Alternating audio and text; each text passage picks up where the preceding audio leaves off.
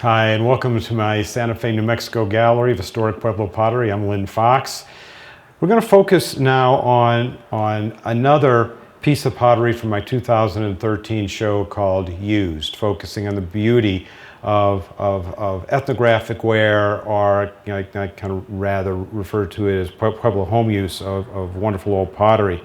These two pieces come from Zuni Pueblo, rather remote, very remote Pueblo if we're thinking 19th century, predating airplanes, not much in the way of railroad travel yet, highways, cars. But Zuni Pueblo long has produced just magnificent pottery, and most of which that has survived to this day, even to the contemporary pottery at Zuni Pueblo, is of this form.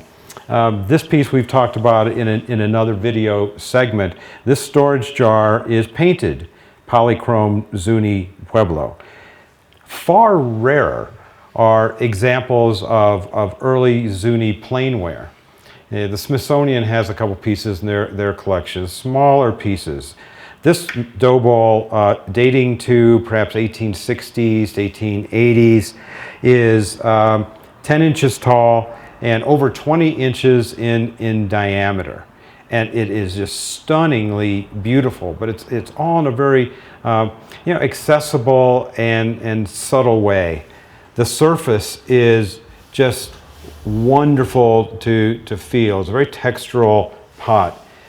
From many years of handling, the polished surface is just smooth and delightful to the touch. It's not perfectly polished and smooth out. You feel ridges as you move your hands around the pottery.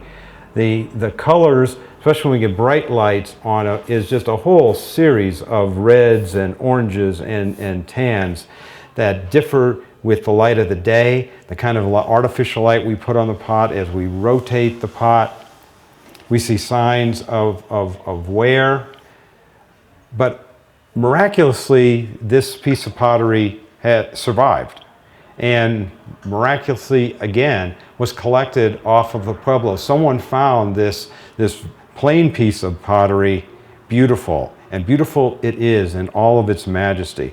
I've been showing more and more the beauty of Pueblo dough bowl interiors, and this one is no exception. I fell in love with this dough bowl time and time again when I first saw it a few months ago. And when I saw the inside, I was smitten for life. It is just gorgeous, deep orange, and again, subtle gradations of color. And as the light changes, little highlights of red. There's crackling from the firing process and from age, but all of it's subtle and delightful. This is a major dough ball and beautiful to have in our midst. So the potter who created this, created it to provide sustenance for her family. It's created out of cherishing and love.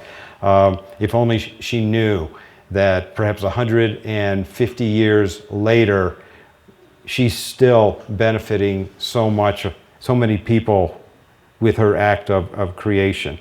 The condition of this pot is historically unrestored. There was one vertical crack that we'll try to show some close-ups of that I simply had stabilized. No missing chunks or anything of the sort. This piece is a survivor and a beautiful one at that. Thank you for looking and listening.